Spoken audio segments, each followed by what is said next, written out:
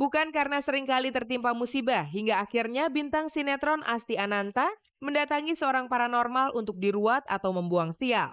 Memang istilahnya buang sial, tapi ia bukan termasuk orang yang selalu mengalami nasib sial. Ruatan itu ia lakukan semata-mata hanya untuk membersihkan diri dari hal-hal negatif yang ada dalam tubuhnya. Itu acaranya di Ruat, namanya Ruatan ya. Kalau ini legendanya udah dari zaman Mataram.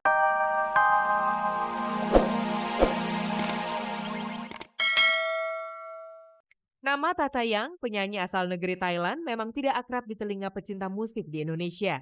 Namun setelah album terbarunya yang diluncurkan dalam bahasa Inggris yang diberi judul I Believe, Tatayang tidak saja semakin populer di negeri asalnya, melainkan hampir di seluruh belahan dunia.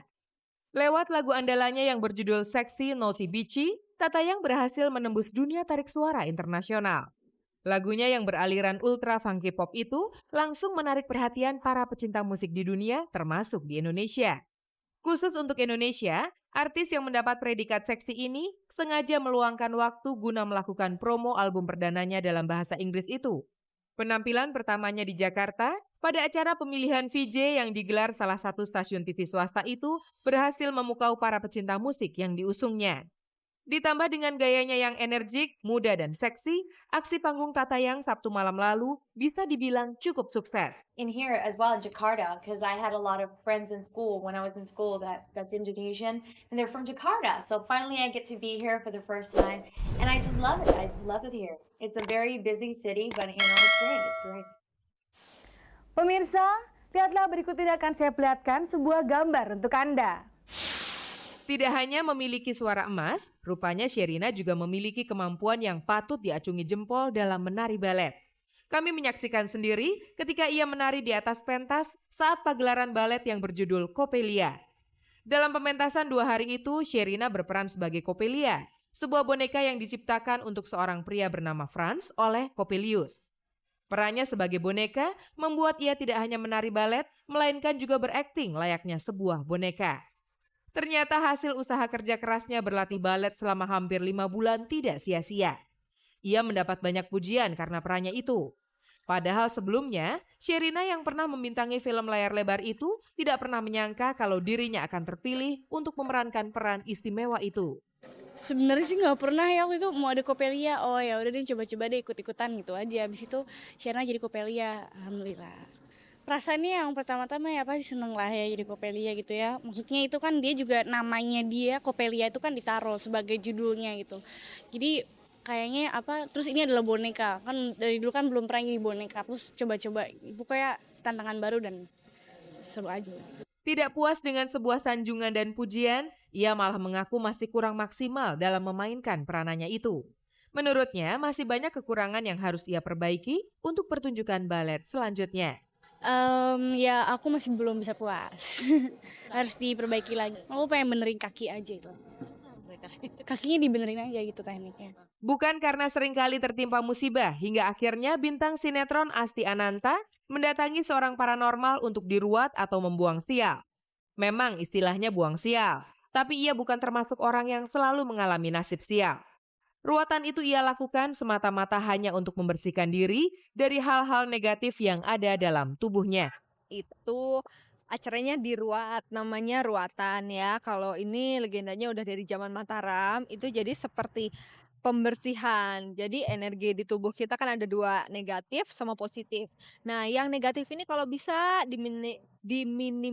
minimalisasi dan dibuang gitu sejauh-jauhnya. Nah, positif ini diikat di tubuh dan dimunculkan sedikit tingginya. Jadi kalau bisa selama perjalanan hidup kita ini yang timbul banyak itu yang baik-baiknya gitu. Kayak buang sial, buang apes lah gitu.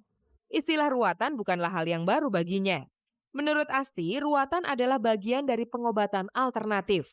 Tapi bedanya bukan tubuh yang diobati dari penyakit, melainkan jiwa yang diobati.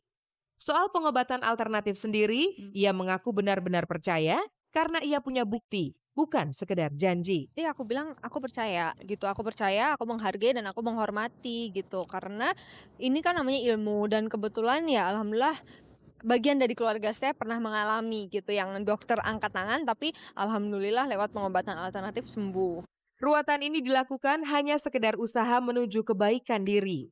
Tapi tetap saja ia menyerahkan seluruh hidupnya, keberuntungan maupun nasib sial hanya kepada Sang Pencipta. Sama ini adalah cara lain gitu, usaha kita. Hasil akhir tetap Allah.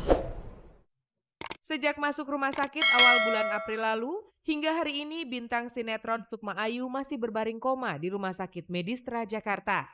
Sempat terdengar kabar bahagia beberapa waktu lalu, kalau pemeran Rohaye dalam serial Kecil-Kecil Jadi Manten itu mulai menggerakkan kakinya.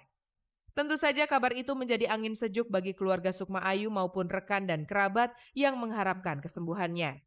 Namun sayangnya, belakang tidak pernah lagi terdengar kabar terbaru soal perkembangan kondisi Sukma Ayu. Justru dari seorang rekan artis yang dihubungi oleh paranormal ternama, kondisi Sukma Ayu dikabarkan semakin memburuk di akhir minggu ini. Kepada rekan kami, sang paranormal berpesan untuk segera menjenguk Sukma sebelum kondisinya semakin parah. Tapi lagi-lagi semua itu hanya prediksi. Hasil akhir tetap di tangan Allah semata. Tapi tetap saja sebagai orang yang juga peduli dengan kondisi Sukma, kami menjenguknya hari Minggu malam lalu. Yang jelas masih koma, sekarang masih koma dan trombositnya lagi turun ya, rendah banget, 12.000. Turun naik gitu loh.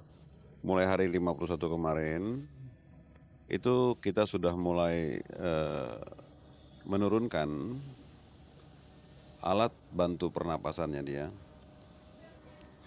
Yang semula kita berikan itu 12 sampai 15, kita mulai turunkan menjadi 10. Dan timbul kemampuan dia untuk bernapas mulai terlihat di situ. Dan sampai hari ini frekuensi napas Mbak Sukma itu 22 kali. Yang diberikan oleh mesin hanya 4 kali. Jadi di sini menandakan Mbak Sukma itu sudah mulai bisa bernapas sendiri. Tidak seperti organ pernafasannya yang sudah mulai bekerja, keadaan trombosit Sukma Ayu disebut Dr. Salim Haris belakangan tidak stabil. Terakhir itu trombositnya menurun. Kemudian mulai hari ke-51 kemarin trombositnya meningkat. Tinggi, cukup tinggi. Dibandingkan sebelumnya itu meningkat sampai 3 kali. Jadi perbaikan, dan hari ini memang ada kecenderungan untuk penurunan kembali. Tapi kemarin yang terbaik kondisi trombositnya.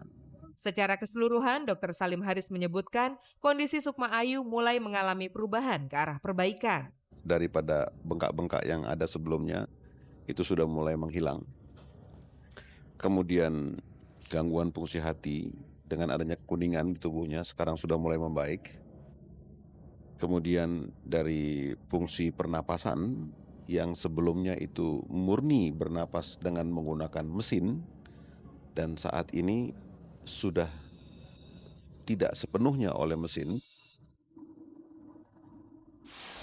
Guna meyakinkan orang tua Marcella Zalianty, kabar yang beredar, Abel telah pindah agama mengikuti keyakinan kekasihnya. Apakah ini sebagai suatu pertanda dari keseriusan hubungan mereka? Kisah cinta Marcella Zalianty dengan kekasihnya yang bernama Abel kabarnya tidak mendapat restu dari ibunda Marcella, bintang sinetron Teti Lis Indriati, karena persoalan perbedaan keyakinan.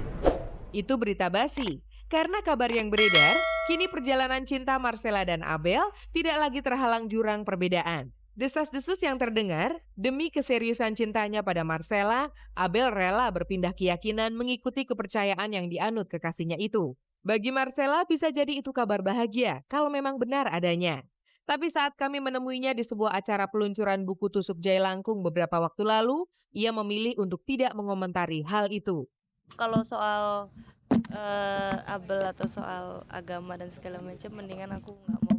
Maksudnya aku lebih aku prefer itu aku simpan sebagai privacy aku. Dan saya nggak mau tahu dulu lah tentang, bukan saya masa bodoh sama hubungan mereka, cuman kan saya pikir mereka udah cukup dewasa, udah cukup umur untuk memilah-milah.